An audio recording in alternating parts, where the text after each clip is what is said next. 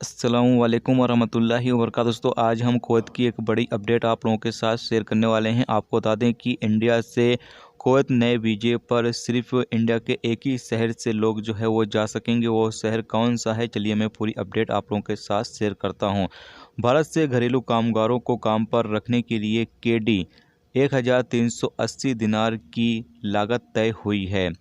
भर्ती कार्यालयों को घरेलू कामगारों के लिए नए कॉन्ट्रैक्ट मिले हैं। बता दें कि वर्तमान में नए कॉन्ट्रैक्ट भारत के केरल राज्य से आने वाले मजदूरों तक ही सीमित है, यानी सिर्फ केरल से ही अभी डोमेस्टिक वर्कर जो है वो कुवैत जाएंगे। कुछ भर्ती एजेंसियों ने भारत से घरेलू कामगारों को लाकर काम पर रखने के लिए केडी 990 और एनएएस के लिए मंच बेसलामा.com पर केडी 390 दिनार की घोषणा की है।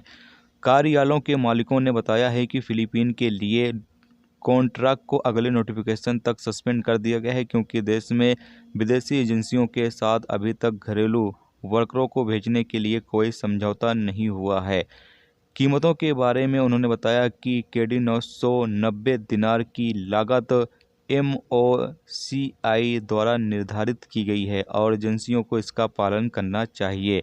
यानी कि जो लागत है वो यहाँ पर बता दी गई है एक बार फिर से MOCI के जरिए कि 990 केडी जो है वो डोमेस्टिक वर्करों की लागत आएगी और इंडिया से अभी सिर्फ केरल से ही लोग जो है वो कुवैत के अंदर नए वीज़े पर जा सकेंगे। बाकी राज्य से अभी तक जो कॉन्ट्रैक्ट है वो साइन नहीं किया गया है, अभी सिर्फ केरल से ही लोग जो है वो जा सकेंगे। आगे जो भी अपडेट आएगी वो आप लोगों के साथ शेयर जरूर करेंगे। आपको बता दें कि कुवैत में एंट्री करने पर आपको PCR रिपोर्ट जो है वो देनी होगी और उसके बाद एयरपोर्ट पर भी PCR टेस्ट आपका किया जाएगा, जबकि एक हफ्ते के बाद फिर आपका PCR टेस्ट जो है वो लिया जाएगा। यानी कि 3 मरतबा आपका PCR टेस्ट होगा। एक जब आप अपने शहर से कुवैत जाएंगे, अपने शहर में एक PCR टेस्ट आपको करवाना होगा, एक एयरपोर्ट पर, और एक 7 दिन क्वारंटाइन में रहने के बाद यानी 6 दिन रहने के बाद 7वें दिन आपका PCR टेस्ट होगा। तो ये पूरी अपडेट थी, सोचा आप तमाम लोगों के साथ शेयर कर दिया जाए ताकि आप लोगों को भी इस बारे में